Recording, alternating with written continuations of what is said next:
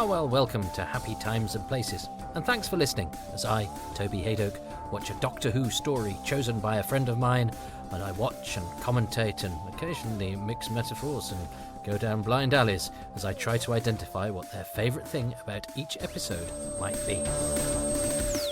Through the millennia, the subscribers of Happy Times and Places led a life of loving Doctor Who, ordered calm, yeah, right, maybe, protected from all negative fan threats by Toby's great power.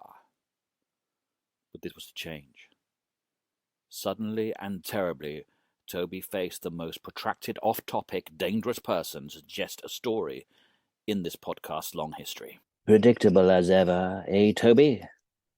Oh, sorry about that. A little bit self-indulgent. Hello, I'm Tom Curley, or Daren Thomas, or Daren Thomas Curley, depending on where you know me from. I know, confusing, isn't it? I'm English-born Irishman. I am also a neurodivergent writer with autism and ADHD. So the reason I mention that is that I might take a while to get to what I'm trying to say, and I probably will go off at tangents, but I'll endeavour to do my best, promise. Okay, my background, I worked in TV and film for many years and kind of still do as a writer, or try to. That's probably the point. I worked on shows like Strange, which was a kind of weird Doctor Who-like show. Don't know if you saw it. Foyle's Wall, and more recently, quite a long time, at the late lamented medical drama, Holby City. I say late and lamented. It certainly was to me and my bank manager. As for my Who credentials, I grew up being a very old man with a triumvirate of great doctors. As a child, my first doctor was the brilliant John Pertwee, followed by Tom Baker, and then as a teen, Peter Davison. They really are my doctors. Each hold a very special place in my growing up and heart, and I think a great time for the show. So I was very lucky to grow up with all of that. It's very much my autistic obsession, Doctor Who, has been all my life. I don't think it's ever going to leave me, truth be told. Anyway, thank you, Toby, for allowing me to suggest something which isn't just any old story for me, a Doctor Who story. This has stayed with me over the years. It's probably my favourite Doctor Who story of all time. I was 7 years old when this dark dystopian vision hit the screens. I was enthralled, excited and terrified, all in one. And I even went as far as, this is basically all we had back in the day, which were these things. The Target novelizations. It's my original copy because I've drawn on it, and I've even drawn a really nice sort of little TARDIS in there as well. And I put a little note underneath, put starring Tom Baker as the Doctor, in case that didn't already give it away. Some other drawings there. Another TARDIS. I was a little bit obsessed by TARDISes.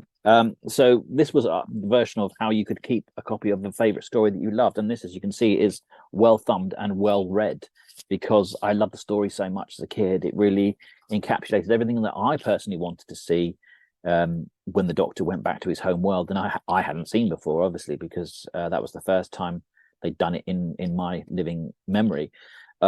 It's quite a controversial story, I found out since, of course, with fandom. So it's an interesting one. Okay, so let's move on, and I'll give you the things that I love from each episode, starting now. Lovely Daren Thomas there, where did we first meet Daren? Was it in Edinburgh? It was certainly around, I think it was in Edinburgh. Moths ate my Doctor Who scarf, and then you've kindly come to other shows of mine, and then when I was in an episode of Holby City, not just an episode, the Christmas episode of Holby City, we hooked up there, and we've kept in touch and exchange messages, which makes us probably think we're more in touch than we actually are due to the joys of the modern way of doing things in social media, but always nice to hear from Daren. And I'm really glad that he's taken part in this and chosen the deadly assassin as he gave you his sort of journey towards it. He was 7. I didn't realise he was that much older than me, because I think if you probably looked at us both, you'd think I was about 70 years older than him. But Daren, so he He said he was 7 when it was on. Well, I'm afraid I was sort of 2, and so I don't remember it. We had the Target novel though, and that is funny because when Daren was talking about his, I thought, oh, how do I describe mine? I'll describe mine as well thumbed, and then he said well thumbed. So we're obviously simpatico on that one, and it's a brilliant cover with the cadaverous master's face on, and then Time Lords in Time Lord regalia flanking it either side. And I remember saying to one of my brothers, because they were my brother's books, and in fact the Deadly Assassin that we have is very scuffed at the bottom. I think the spine is rather mangled and broken, because it's one of those. I associate all of those with a really happy times reading some of those books. Planet of Evil is another one. Those ones from that Tom Baker period that occurred just before I was sort of cognizant. I'd have probably been around when they were on. I may well have been rocking on a knee whilst my brothers were watching The Deadly Assassin, but I have no memories of it. That period to me seemed like one of great stories, and then when I did revisit when I visited the Hinchliffe era on video, it was the one I found the least disappointing. But I'm sure I've said that many times in Happy Times and Places. But I remember saying to one of my brothers, Pyramids of Mars is another one from that period, and Talons of Weng Chiang, those books, and in fact I got I've got better quality copies of those books since, either reprints, but they seem sort of shinier, and even the ones with the same covers. I have more affection for the knackered ones, the well-thumbed ones, the ones that were taken on holidays and probably sat on in tents and have bits bent and they may have not been well kept, but they were definitely well loved, and they're not things I'll ever want to sell. So any idea of them having sort of any value doesn't matter. But they do have every crack in those. Every piece of probably I can't recall if there's scribble in the Deadly Assassin, but some of our Target books have scribble in because I have 2 older brothers and we're all sort of doodlers. I think I stopped, I stopped that sort of thing when I took over the collection, as it were. But I'm sure there are bits and bobs in some of them, particularly those early ones. And but yes, the replacement seems somehow too shiny, especially with this story, which seemed to have a sort of dustiness about it. It seemed to have the aspect of some of my brothers also had lots of, I think inherited from my dad maybe, sort of war books, that our house bookshelves were lined with, daring do Second World War adventure type of books that I think probably were my dad's, but they seem to be cut from a similar cloth to that, And I remember saying to one of my brothers, what's this story about? And I'm saying, it's about the Doctor, chasing this guy, or being chased by this guy. There's nothing about sort of Gallifrey, nothing about the Master. It's the bit that seemed to sort of sit with them the most was the chase in the jungle. I don't think he said a jungle, but I got the impression it was a sort of game of cat and mouse, between the Doctor and a guy. So that was the impression I had of it until obviously I then read it, and I remember really liking the character of Castellan Spandrel and the name. I loved all the names and everything. But it was one that was sort of highly thought of, I thought, and so then when I got it on, I remember borrowed it off a friend. I think I had episode 1 on the end of a 6-parter. So I borrowed the 6-parter, and episode 1 was on the end. Because in those days, you didn't get things in chronological order. People's collections were quite eccentric, mine included, where you'd have odd things. I had Android Invasion 1 to 4 and Speared from Space 1 to 3 on the same E180, and I'd started mopping up stories at quite a rate now, because I had a friend who lent me stuff rather than when I'd been collecting, when I had to choose very carefully and got 3 tapes every 4 months or whatever. And so I was borrowing them and watching them, and quite often being disappointed because I was in fact I wasn't savouring them. I was going through them too quickly. But I remember watching part 1 of The Deadly Assassin on the end of whatever this tape was, and being amazed at how good it was, and even though I knew the story and I'd read the book, going, oh no, this has been done really well, and I'm excited by this, and then so I quickly asked my friend for the other 3 episodes, which were probably on a tape with the Ark or something, and finding it really exciting and not a disappointment. And I think prior to that, the talking point had really been, again, what my brother talked about, part 3. Part 3 had sort of gone down in history as, the one that had this spectacular Matrix sequence that was, an important part of a landmark episode in the show's history. And I'm sure we'll talk about part 3. Hey, maybe during part 3. And it was only later that I discovered that the story had been hated by fans because of its rewriting of Doctor Who history, its altering of the show's DNA in a blasphemous and pesky way. And of course, after that initial, destroyed the magic of Doctor Who and all of that, which I had, as I say, I only discovered much later on, and with great amusement, because when I discovered that, Deadly Assassin was, seen as one of the show's venerated classics. Now I think it seems to have gone down a little in popularity, but I still retain my vestiges of when I first discovered it, or the first 2 times I discovered it, once by Target novel and once by video, where I've never not been thrilled and impressed by Deadly Assassin. It's definitely a favourite of mine, although I'm sure we will have much to talk about when we get to part 4, because the Hinchliffe era does have a habit of going off the rails a bit in part 4, and how forgiving you are of that is sometimes due to taste, sometimes due to context, sometimes due to upbringing. I don't know, but I said, and before jumping into this afternoon, I was going to just jump in and do the commentary, and I thought, well, no, because that will spoil it for me, because I'm going to have to work over it. So I have actually just watched the first couple of episodes for pleasure, and I had a great pleasure watching them. So let's hope I've bottled that magic and can communicate my pleasure to you over the course of the next 25 minutes, when I will be firing up part 1 of The Deadly Assassin, which so sorry if I've spoiled that for you. That this will not be a struggle for me, but it really is a genuine favourite of mine, and I hope I can convey that to you, and that you enjoy the journey with me. So fire up your Gothic lettering and start rolling your rollery thing, and let us depart on our own for a solo trip to Gallifrey and part 1 of The Deadly Assassin in 3, 2, 1.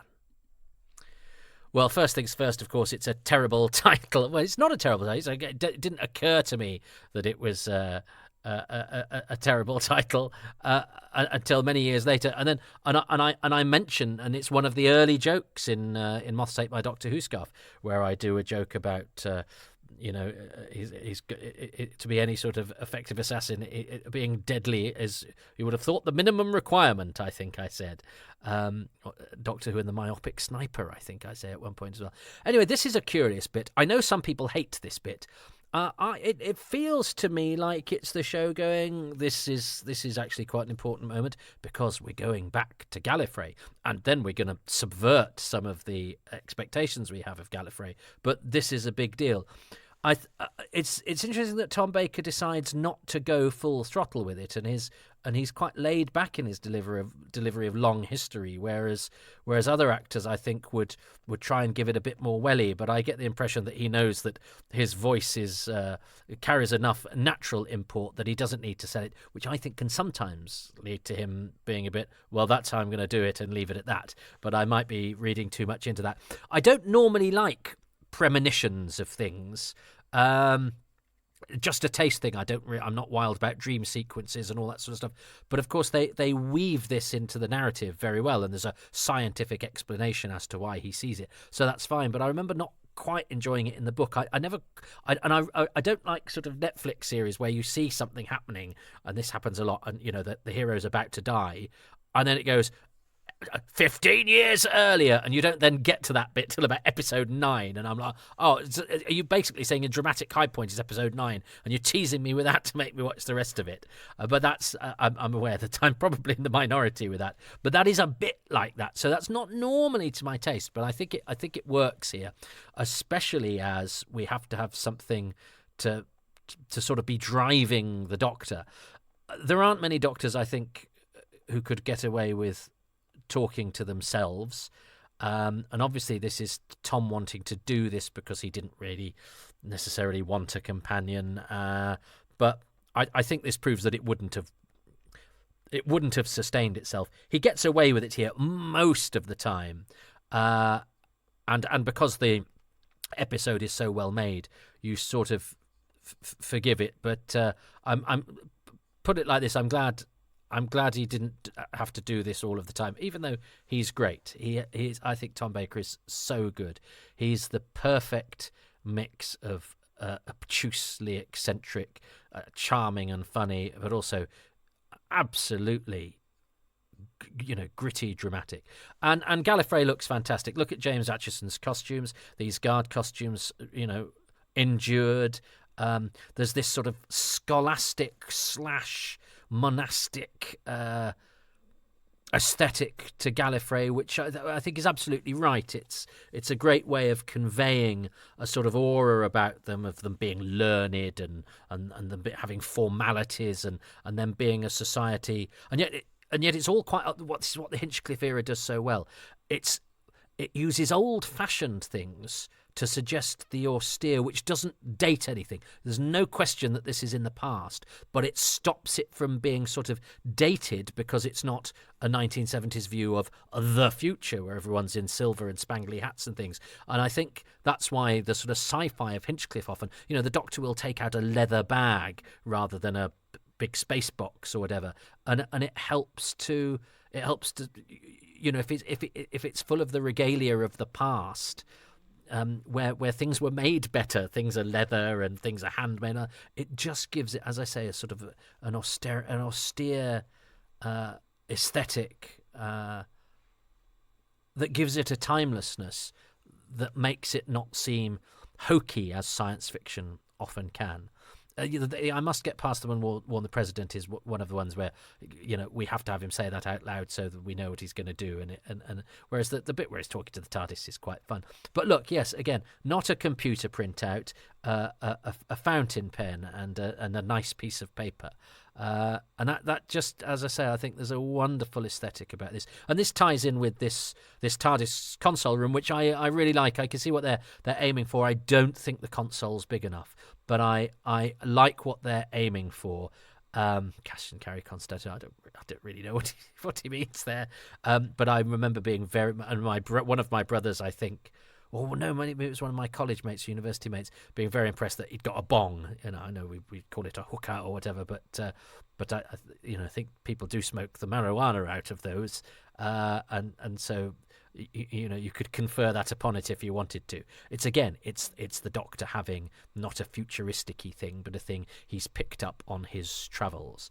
And Commander Hilrid, I think he's Hildred in the book, but he's Hilrid here. And I thought for a while it was just George Pravda, his pronunciation, his issue for him. But it's in the credits. He's Hilrid, not Hildred. This is Derek Seaton, who sadly, like the entire cast of this episode and indeed this story, bar Tom Baker, is no longer with us. But Derek Seaton, although he's probably the youngest member of the cast, was one of the first to go. There's Pat Gorman, bless him, who's about to go in fictional life, and is also sadly no longer with us in real life. But Pat Gorman, legendary supporting artiste and occasional small part player. The Doctor is so smart. He thinks very quickly, and it's brilliantly plotted, this, because there's got to be a reason why they think he's up to no good, and it's because somebody's lurking in the shadows and has killed the guard, so it looks like he's killed the guard. It's beautifully plotted. I love this. And here's Eric Chitty.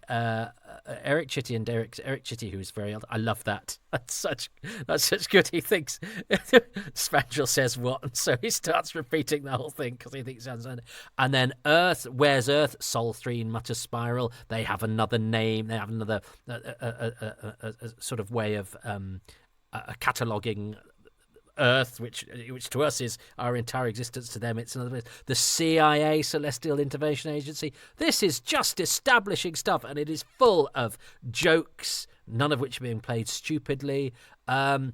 World building. I mean, the CIA thing is a little on the nose, but it's a kids program, and I think I think it's done with the maturity, and it's fine. And just little things like the way that Castellan Spandrel is sitting on the computer bank. Often people will treat their science fiction stuff with reverence because they're on a science fiction set, whereas of course, for Spandrel, it's not a science fiction set; it's his workplace, and he's a man of authority who can lean on a computer bank.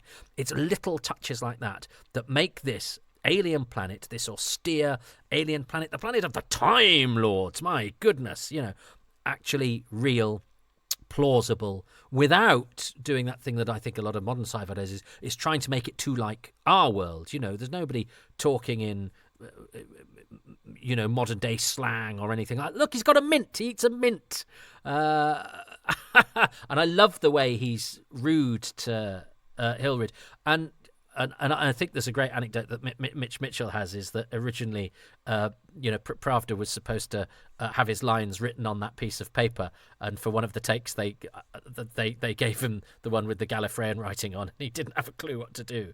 But all of this stuff is done with such great economy, no little wit. It's really, really funny, and credit to Derek Seaton. So yeah, look, in this shot, Derek Seaton and Eric Chitty both died not long after this. Seaton very young, Chitty much older, but yes, very sad. But there's some high shots in this too, and this set must be small, but David Maloney films it so well. Predictable as ever, Doctor. That's what the Master says, of course. And it's actually superimposed over a close-up of his face just before the Doctor regenerates in Legopolis. So I remember when I first saw this, I was quite surprised to see that line wasn't in a close-up of the Master's face. Bernard Horsfall klaxon, George Pravda klaxon, and I love that little line that Engin has in that previous scene where he says, "Oh, the Castellan, your duties involve you with the more plebeian classes." It's so rich yet so economic. Robert Holmes establishes this society, even though we only have a handful of speaking parts. He establishes how this society works, and this whole thing about the different chapters of the Time Lords, we don't really get much of that for the rest of the season. But again, for the series, But he's obviously thought about it a lot, and I love this that you have ideas of going, well, if we take some guards, we will lose pomp and circumstances. It's a way that a society works, and that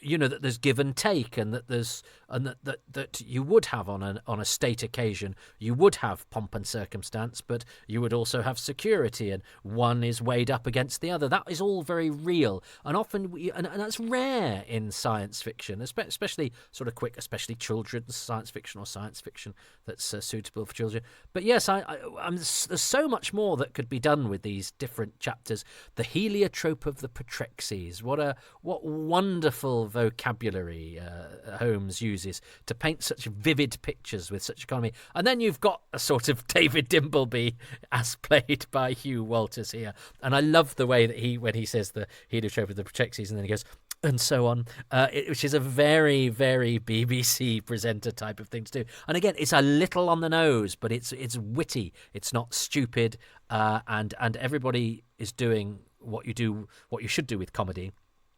Is nobody's showing that they're being funny, and as a result, a lot of this, as I say, I think Derek Seaton resists the temptation to make Hilrid behave like the blunderer that Spandrel, and indeed the script on occasion, treats him as being, and he would have been really annoying if he'd been as stupid as he is lambasted for being.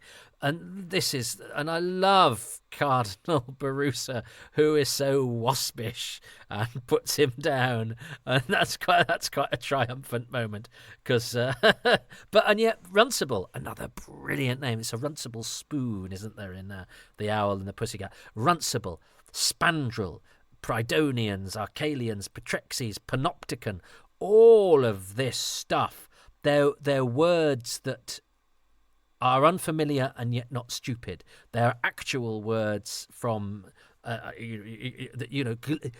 sort of cherry-picked from different places to come together to make this place that seems to have a a consistent sort of sets of nomenclature for different things. We even have transduct, don't we, rather than transmat or transport. And I just think it is so deftly and intelligently handled and painted. And now, Harry H. Fielder klaxon. So not only has it got Pat Gorman, it's also got Harry Fielder, which is lovely. And of course, this again gets transported to the museum, which I was questioning this. I thought, well, no, I suppose you would go if it's that they've set up that it's an ancient artifact, that it's as old a TARDIS as these guys have seen. So you would, why not hold it in the museum? I suppose if you had more time and space and wanted to add verisimilitude. Can you add verisimilitude?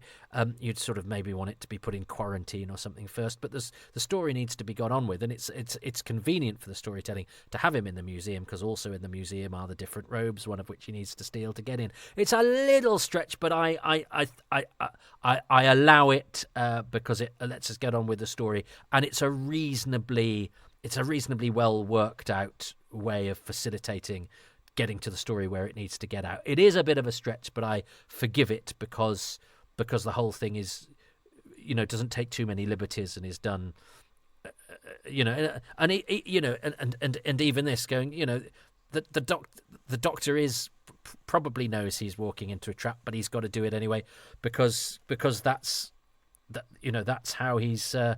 That's how he's got to get involved in the story. But it's not. Sometimes people get involved in adventure stories, and it's really frustrating because you go, "Can't you see you walk into a trap?" Where the doctor kind of knows, but he thinks, "Well, I may as well do it because that's the way I'm going to find out what the trap is and who's behind it." That's a lovely shot of the master's horrible eyes. I think that mask is great. I do think it's a shame the mouth isn't quite as mobile as it might be, but it's a startling image. And I remember there being photos of that. There's a photo of it in one of the Doctor Who Celebration or one of the hardback Heinings. And I photocopied that and decorated a book with it. Because it is a fantastic visual. I think it's probably better in a scary black and white photo than it is mobile. And again, I think that's partially because of the mouth, but it is still a well constructed mask, and those eyes are horrible. And it's a brilliant visual. But I can understand why people who'd been in awe of the Time Lords when they first met them in the War Games and have seen them as rather sort of godlike figures, slightly hammy and godlike figures in the slightly less godlike in the Pertwee era, but they were still sort of austere, but they certainly weren't the sort of magic god people that had been in the War Games. So this isn't a total change. And of course, Robert Holmes had the city gent bowler-hatted, rather witty Time Lord in Terror of the Autons, which I'm sure anybody who'd loved them in the War Games might also have objected to. So Holmes is somebody that you could see as somebody who dismantles a lot, Doctor Who's most sacred of cows, or sort of dismantles them in the Terror of the Autons and then sends them to the slaughterhouse here. I love this. I love the two. It's John Dawson, who was the original William Sims in Adam Adamant, but got dropped and hurt his back, so was replaced by Jack May, and Michael Bilton, from The Massacre and from Pyramids of Mars. What fella? You could tell from the way he says, what fella, that's Michael Bilton, also famous for a Yellow Pages advert of playing for To the Manor Born and Waiting for God. Wonderful, genial character actor. And John Dawson, and this non-speaking actor is called Brian Nolan. He's about to get killed. So I can understand why people who'd seen the Time Lords as they were initially conceived might find this satire of them sacrilegious. But of course, Doctor Who has also always had a slightly sort of anarchist streak, and I think if you're going to change, some aspects of the show's DNA, it has to be for good purpose. No mica dust. You see, that's a brilliant. And I love this. The dirt of the past and the old crimes besmirch the fingers. It's beautiful stuff. And I think this Time Lord Society is so well drawn, and it's not a ripping up of the rule book. It's as Holmes himself said, he finds godlike beings rather boring, and in the same way that our official bodies, whether it be royal families or parliaments, that all have their ceremony and their regalia and their pomp and circumstance. Underneath it are human beings who are venal and who are petty and who are grasping. Not necessarily particularly, but in the same way that they are in staff rooms and dressing green rooms and families, and so he's cut through all of that to show the real people underneath, and they're so well drawn, real people. Llewellyn Rhys here as the president, and Maurice Quick was actually an extra in the 10th Planet, but he gets a couple of lines here, so he gets a credit as Gold Usher. But he was also often did supporting artist work. But Llewellyn Rhys, he gets top billing as well, which I actually think is rather good, even though, because he is the president and he is the final image, even though he's only got a couple of lines, and it's not in order of appearance before you say anything. But he's, of course, famous for With Nail and I, where he owns the tea rooms, the police, Miss Blennerhassett. He was also, I think he worked with Donald Wolfett a bit. He certainly was interviewed, I think, by Simon Callow and a couple of people about, he gave interviews about his career and some of the greats he'd worked with, because he continued working and lived to a great age. I mean, I think he was one of those actors that always looked really old. But yes, I can understand fans who were cross at the undermining of the Time Lords, and I understand more. It's odd. I never really think of this as a master story, even though the master is on it. And no disrespect to Peter Pratt, who's got an excellent voice. It's odd how little, and considering the circumstances with which the instigator of the role is not available, Roger Delgado, who was so good. The fact that the character is introduced, and stupid yoika like that, the fact the character is introduced without any sort of fanfare, and I think you only really find out it's the master if you read the closing credits of this episode. If you imagine now the reintroduction of such a key character would really be now. Sometimes, of course, the show can get too caught up in its own mythology and make a big deal to the alienation of the casual audience. But I can understand anyone who fondly remembered Roger Delgado going, "What? Hang on, our urbane, witty villain we love to hate is now a psychopathic walking cadaver." But that is a reasonable reframing of the character, and perhaps some would argue more respectful than getting somebody to, be like Anthony Ainley, be a sort of version of the same character with the, black clothes and the beard, rather than what we've learnt to do later, which is have different actors interpret the master's villainy in a different way. But it does seem a bit odd that they reintroduced and changed the character with such little sort of fanfare. But I suppose because he's coming back to Gallifrey, you do want him to have a nemesis who is a big deal. I love this cliffhanger, and I love that. And I remember knowing it was coming and not actually thinking on paper it was a great cliffhanger, because, for God's sake, you see it at the beginning of the episode. You read it. It's the first thing that happens in the book. So I remember thinking, well, it's basically doing the Netflix thing, isn't it? It's catching us up, and now the story's going to start properly. But actually, the way that it is done, Dudley Simpson's music is excellent, by the way. The production design is excellent. There's lots of high cameras. It's a beautifully rounded and mounted production. But the way that it builds up to that episode ending, and then you have the freeze frame. Now, a lot of things like that can date. We know how quickly CSO dated, and some other effects, or the bubble wrap in the Ark in space. The thing that was, the exciting new thing becomes the quaint old thing during the passage of time. And that freeze frame could well be. There are other, videotape freeze frames, because I don't know if you remember, but domestic videotapes, if you tried to freeze frame them, which many an adolescent boy might have done, especially if they'd recorded a film with Jenny Agutter in it that was on after midnight, you got a sort of snowy effect and an unstable picture, and you didn't get the sort of clean freeze frame that you now would get with DVD technology, etc.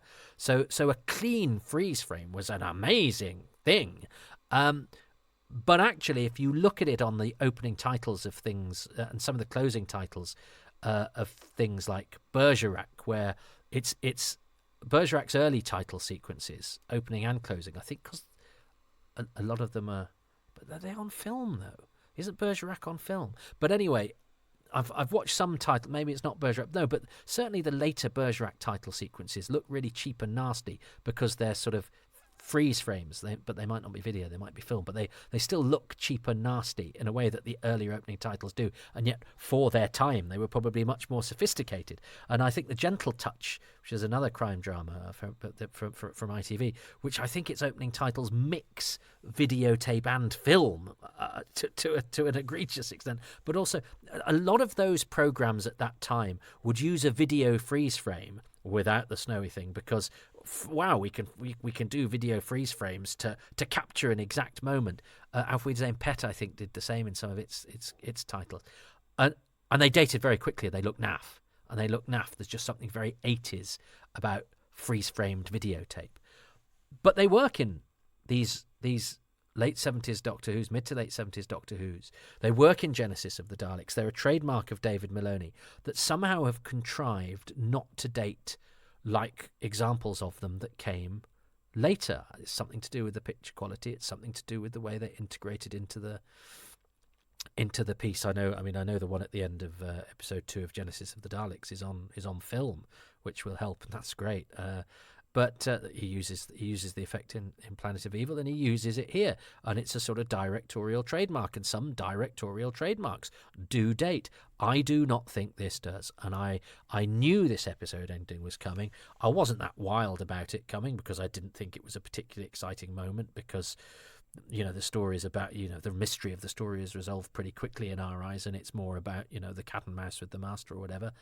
But actually what this episode does, and the cliffhanger is partly responsible, is it sets up the, oh my God, it looks like the Doctor has shot the president. Now, obviously, we're disabused of that notion very early in the next episode, but we'll talk about that next time.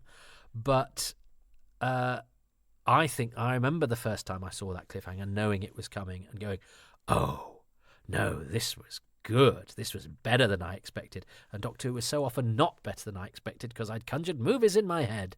But it was all about David Maloney, the director, using the resources at his disposal to make Robert Holmes's excellent script sort of sing and dance in the way that it had been intended.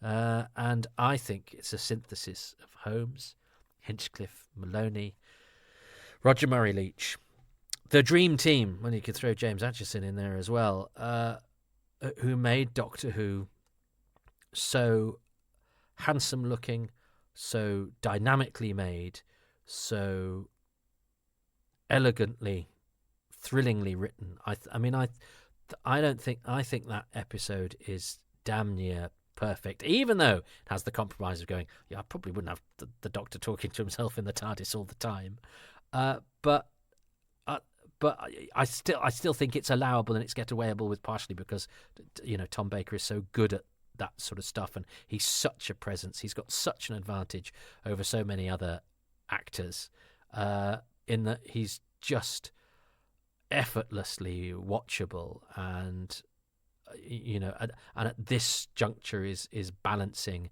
the humorous and the dramatic absolutely perfectly. And it's weird, isn't it? Because this feels like a season finale, even though it's the sort of middle story of season 14. But The Hand of Fear could be a season finale because Sarah Jane leaves, and you think, oh no, it's not. And you have to remind yourself, and go, oh, no, because there's Deadly Assassin. That's where he goes home to Gallifrey, and it's the one who is on his own, and the Master comes back. That's oh no, that's not the season finale either. What about the one where he gets the new companion? And I mean, I just think season 14 is absolutely superb. It's a really, really strong piece of work, and I'm more comfortable in stories that are set in Earth's past than I am with futuristic ones. But you see, this one does it so well, but also so does Robots of Death. Actually, is that it creates an aesthetic that plays against our expectations of science fiction being all gleaming white, or even now. And this obviously came later, but has become very much its own staple sci-fi aesthetic of, you know, the rust and the dripping water and all of that, which is a rebellion against stuff that was all too clean and gleaming. Doctor Who goes the other way. It goes, no, well, let's go for something that evokes the Gothic, whatever that may be, but, you know, that evokes cathedrals and churches and libraries, and so it gives it an austere nature. There are cobwebs, there are mysteries, so it even has a sort of horror movie vibe in what is actually a sort of political thriller, and that's a beautiful combination. And I just think so many of those deceptive lines that are scene setting, that are character building, he's so deft with the economy that he writes this home. I think the world building in this story is absolutely phenomenal, and I think the characters are delightful. I've not even talked about George Pravda, but we've got plenty of time. But what will I choose as my favourite thing? I mean, there's so much in that glorious, glorious episode of Doctor Who. As I say, despite the fact that I totally acknowledge, if you saw the Time Lords as godlike beings with special powers who could hypnotise people with their eyes and make Philip Maddock dematerialise, you know, I could understand if this is, you know, this is an obtuse recalibration of what they are. And I can understand, I think particularly if you're a fan of Roger Delgado and the Master and what he's been established as, the way that he's reintroduced and the role that he plays in this story could seem to be some form of desecration, even though, you know, it's a fabulous visual, and there's a very nice sort of dogged cruelty to this Master, who, although that idea of the Doctor dying very quickly is contrary to what a lot of villains do, isn't it? Where they say, I want you to die slowly, so slowly it will give you time to escape. It's quite against the cliche. He goes, no, we're just gonna kill, we'll frame him and then we're just gonna kill him. And I also do feel a little bit sorry for, spoiler alert, Bernard Horsfall having to go, well, because the viewers don't know I'm the baddie yet, I shall have to whisper in these scenes. But at least he wasn't given a Time Lord pencil to twiddle. But, yeah, you know, we are in, you know, sci-fi adventure, tea time adventure territory. You know, I let all of that go because I think everybody is firing on such cylinders. There's so much that I admire in this. It is rigorous, it is intelligent, it is witty, it is dynamic, it is well plotted, it is exciting, and it does everything that it intends to do. And I also like the fact that you see the Doctor sort of out of his costume and in his long johns and things like that. It's just little touches like that that just make it feel real, even though we're, you know, out there with the space cardinals in the space library planet, you know. So for going into this, I was going to choose the cliffhanger because it was such a surprise, even though I knew it was coming, and because that freeze frame just makes it extra special, and because it does, I think, genuinely make you go, the Doctor shot the President, what the hell is going on? It's a cliffhanger that makes you go, I absolutely need to come back next week to see what has happened there.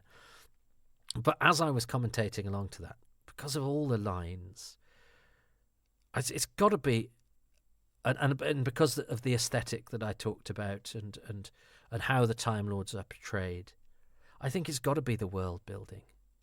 It has to be the world building. I mean, I would, or do I save that for later? Go on, Toby. Every time I try and play a cunning game, and we've got cliffhangers coming up. But the part 3 cliffhanger's not the best bit about part 3. I'm not wild about the part 2. No, I'm going to choose the cliffhanger and hope that Daren doesn't choose the world building, economy of dialogue, whatever it is I was going to choose. Something about, you know, how Gallifrey is portrayed and what a you know, intelligent and economic way it is of creating you know, a new world for us. You know, we're not dealing with the rules that we understand of present day or even postulated future Earth. We're kind of starting from scratch, and yet we know exactly how this society works. Oh, love it. I love Robert Holmes. He's such a good writer. I love that I love this program. I love that I love this episode. I had so much fun watching it. So I'm going to choose the cliffhanger where the bloke from the tea shop in With Nail and I get zapped and freezes before he hits the ground. Call the Chancery Guards, Miss Blennerhassett. Castellan Spandrel. I mean, isn't that glorious? It's just his ear for dialogue is as good as his ear for names and titles and oh, love it. But I'm for now. As I say, I'm not going to be short of things to choose. But I'm going to choose the cliffhanger just because that was when I first watched this. At a time when I was watching Doctor Who and getting a bit blasé and probably watching Doctor Who stories too quickly and waiting to get on to the next one. And I was, gorging it like you do with when you get too many sweets and you shove them all down your mouth and then you realise you fail to appreciate them and you feel sick. I started to do that as I was able to borrow Doctor Who and get through stuff quicker and quicker. And I'd enjoyed it much more when I'd had a precious, tape or two that I savoured. So there's a lesson in life there as well. Take it slowly. But because I only had episode 1 on the end of, I think it might have been Planet of the Daleks, but I can't remember. And I watched episode 1. It might be the Sea Devils. Doesn't matter. And I watched episode 1 and that freeze frame. And I went, oh. And I'd enjoyed the book. And I went, oh, this is good. This is really good. At a time when Doctor Who was often disappointing because its visuals hadn't, or its realisation hadn't matched my imagination. So the cliffhanger, and let's see what Daren says. Episode 1. My first favourite thing is quite episode specific because it's the cliffhanger. Yes, boring, but it's just so clever and horrifying and stayed with me. And what's brilliant about it is, in many respects, is just how it's done. The episode starts with the vision of the Doctor shooting the President in Gallifrey. And of course, as a premonition or dream sequence or whatever it is we're seeing, we're not quite sure about, it's there to make us go, oh, the Doctor's going to do this. But then, of course, we're kind of going, we know he's not going to do that. It's the Doctor, it's a bit of nonsense.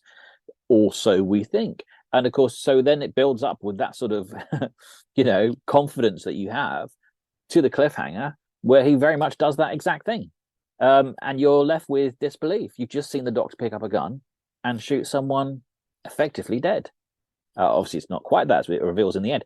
But to all intents and purposes, you're just left with that moment of, something you smugly probably doubted. And as I say, disbelief and shock and horror at what you've just witnessed. It was amazing. Yes! Well, that's a good start, isn't it? And... I'm so glad I stuck with my guns. It is a really, really good cliffhanger, and it's because it's not a, oh, how will they get out of that? It's one that's been built up since the first moments, and it's intriguing, and it's plot based, and it's story based, and it's mysterious and hooking you in and making you want to watch next week for more than just the quick fix. Because he'll get out of that or whatever. It's drawing you into the story rather than into the drama or the spectacle. I loved that, folks. I hope you did too. Yeah, as I say, I sense that people think the Deadly Assassin's fine these days, and some people I think acknowledge that it does take some liberties with the show's lore that has been built up to that point. I think. This is how you take liberties. You do something amazing with it. You don't just change things glibly and for no reason, and to facilitate lots of boring sort of, oh, this is important because it's changing what you know. That's not dramatic because, you're setting up a fiction within a fiction. What this is doing is it's a trade. It's deliberately designed to undermine, for satirical purposes, the idea of godlike figures, and what it replaces that with is something that is rich and is rewarding and is extremely well done and of serious intent, and all to facilitate the really fine story being told that tests our character, as we will see, to the limit. And it's all done. I mean, that panopticon set is fantastic, but I'm so impressed there about even the little bit where the TARDIS lands, and it's shot from 2 or 3 different angles that just makes that place seem much bigger and more sort of solid and real than what we know, because we're watchers of this kind of television, how it will have actually been in the studio. It's everyone is doing their very, very best, and as are Daren and I, because we've both got the same thing. So yes, please, Deadly Assassin. I'm really going to enjoy this, because there's so many fantastic things about the story that I could have in my sights.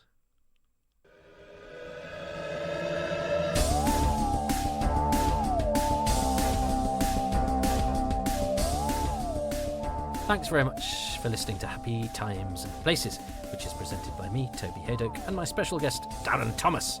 I'm grateful to Daren and to the patrons who make these podcasts possible, and they include Stephen Moffat, not that one, Ashley Knight, Paul Jones, Andrew Jordan, Christopher Joyce, Jess Jerkovic, Will King Byatt, Andy Kitching, Clive Lewis, Guy Lambert, James Lark, Lisa and Andrew, Gavin McLean, Steve Manfreds, David Matthewman, Jason Mayo, Rosamund Phillips, Stuart Mitchell, Nathan Moore, Ian Morgan, Christopher Newman, Matthew Newton, Graham Knott, Dave Owen, Adam Parkin, Melvin Pena, Jonathan Potter, Kevin Parker, Scott Pride, Dylan Rees, John Rivers, Mark Sandham and Jim Sangster.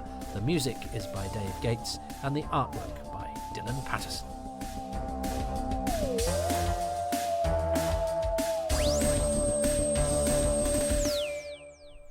If you would like your name read out on the credits of Toby Haydock's Time Travels podcast, that's what these are, you can do so by becoming a patron at patreon.com/Toby Haydock, where for as little as £3 a month you get advance releases, bonus material, and pictures of my dog. But yeah, the Happy Times and Places are a few months in advance, soon to be more months in advance, because as I'm recording this, I'm slowing down the release rate to the normal, free places, in order to give a bit of added extra exclusivity and advance to the denizens of Patreonville. And so, yes, you will get these a lot earlier, and you also get an exclusive podcast, Far Too Much Information, exclusive monthly AMAs, and other bits and bobs, including sneak peeks behind the scenes of some of the DVD and Blu-ray extras that I do, as well as interviews that I've carried out with the stars and behind-the-scenes people on the show.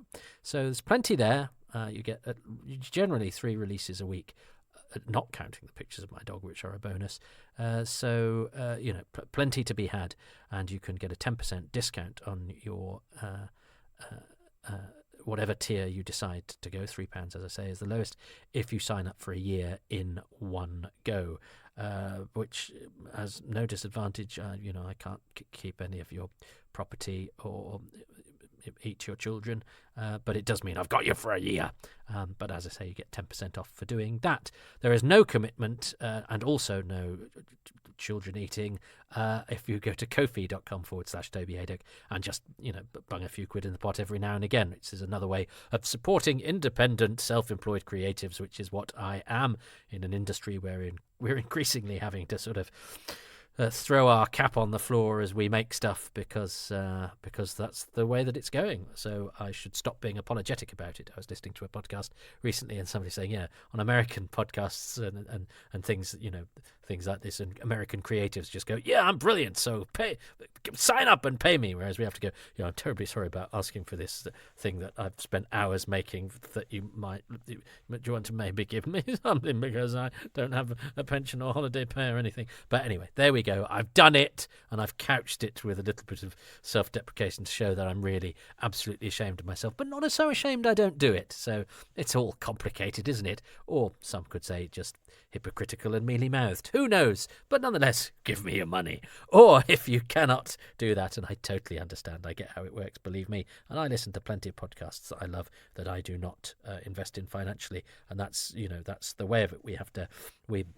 I'm grateful to anybody that does that, but I'm grateful to anybody that just listens, because I would be nothing if people weren't, if enough people weren't listening to this. It would be totally pointless. So I'm grateful for the numbers of just people that have given me their time. That the past hour of your time, you've decided of everything that's out there, that you've chosen to listen to my witterings, and you do that in enough numbers that makes it worthwhile doing. So I'm grateful to that. But if you are among those numbers, it's always nice to get more, and you can help me do that if you go to iTunes or Spotify or Apple or all these different places where you can give a 5-star rating and a few lines of review, and that will make my flame burn brighter and lure more moths into it.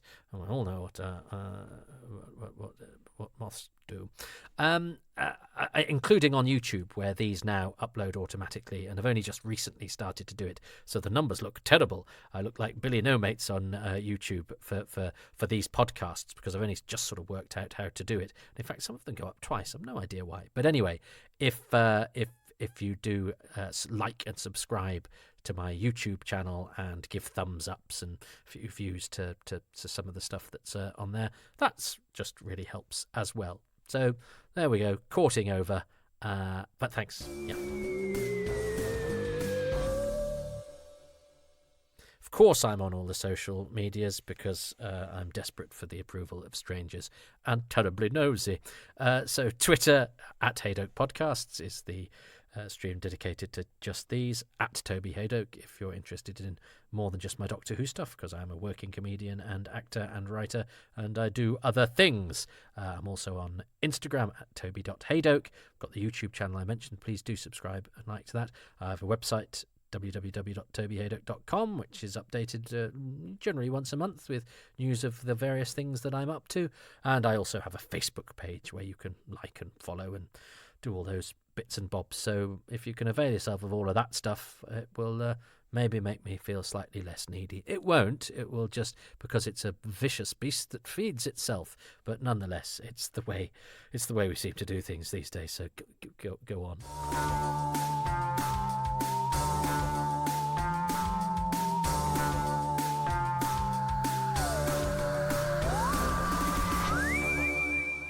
Right, I think I'm podcasted out, but I did enjoy that. And yeah, I enjoyed watching it today. I actually got quite emotional. I love the fact that, so long after and it's a horrible day in the UK today. As I record this, the flames of division have been fanned, and lots of resentments building up in lots of different communities have meant that, sadly, we seem to be concentrating on what divides us rather than what unites us, and there are some pretty ugly scenes, and I'm a bit of a news junkie, so I was devouring all of this, and it was bothering me. It was messing with my head. I didn't like it, and it saddens me, and I know there's nothing I can do about it. And oh yes, I could write a tweet where I could say something, but that's I think one runs the risk of being a little self-important there.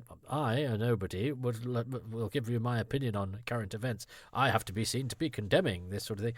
Well, I think a lot of us are sort of, what we do instead is, I think we just try and spend our days constructively and trying to make nice things that put a smile on people's face, rather than things that bother people, upset people, or destroy things. And what I love so much about Doctor Who is that it is something from so long ago that is preserved and can be looked at again and again, and continues to give joy. And actually, I've then disappeared down a rabbit hole because I started reading Angus Mackay, President Bruce's diaries. I'm sure I'll talk about that in future episodes, and found myself sort of disappearing into, I hesitate to say my happy place, because it's not a place, but I disappearing into various different hovels of distraction, where all of the grim realities of life are taken away, and that is surely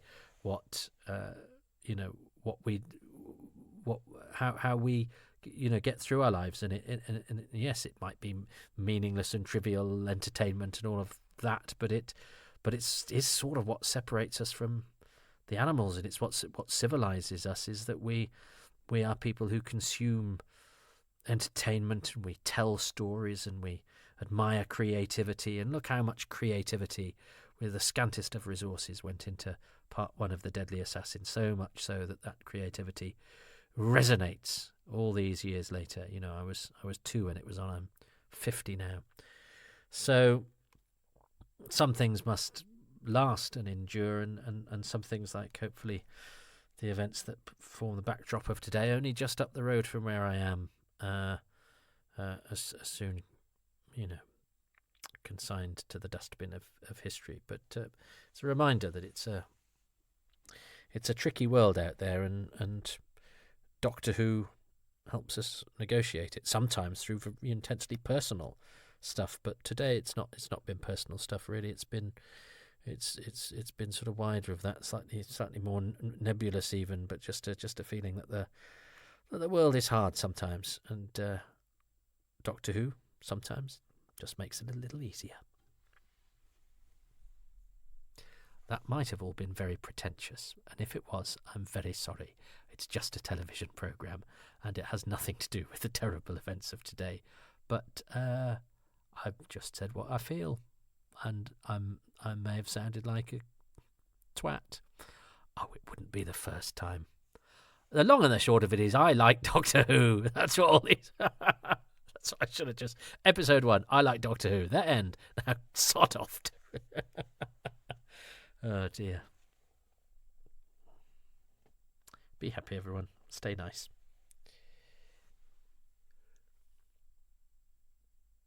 Don't burn things, is what I'm trying to say. Don't set fire to things and throw things at people. Is that too much to ask? Anyway, I like Doctor Who. The end.